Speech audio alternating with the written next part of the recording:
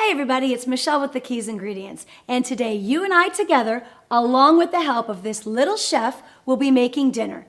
Isabella, why don't you tell us about what we're going to be making? Today we will be making a meal that's been healing the sick for centuries. Chicken soup. Here's what you're going to need, guys. Chicken, garlic, carrots, onions, celery, and leafy greens of your choice. First things first, we've added our chicken to our pot, a little bit of salt, and garlic. Garlic can be purchased already peeled, pureed and frozen, or chopped. Of course, we're using our Himalayan salt, and our chicken today will be whole, but you can use various chicken pieces to your liking.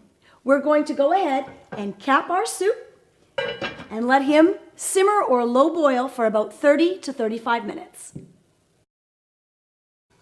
Our next step is to remove the chicken from our broth and actually strain it. If you've used whole cloves of garlic at this time, they will come out. And now I'm going to let Isabella take it from here. Tell us what you're using, Isabella. I'm now going to add my frozen crinkle cut carrots. Okay. Careful. Good job. Here you go.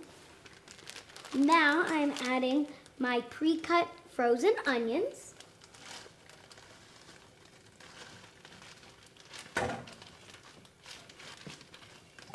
How about your celery? Is it frozen, pre-cut? I actually cut my celery, and for kids my age, I would suggest to start with a butter knife if they haven't had much experience with normal knives. Great advice. Last but not least, that leafy green you were talking about. Today we're going to be using frozen spinach. Nothing warms my heart more than children in my kitchen. So we will be giving that a quick stir and letting it simmer for 20 to 30 minutes. So after your soup is simmered and your chicken has cooled, you can go ahead and chop it up and add it back into your soup. Our final step, of course, accessorizing our soups. I love to accessorize soups with fresh herbs like parsley and dill.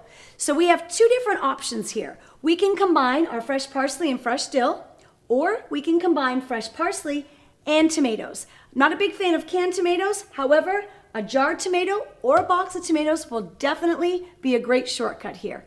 Isabella, what do you think? Parsley and dill or parsley and tomatoes? I think we should split the batch so we can have one way for one meal and one way for the other. What a great idea.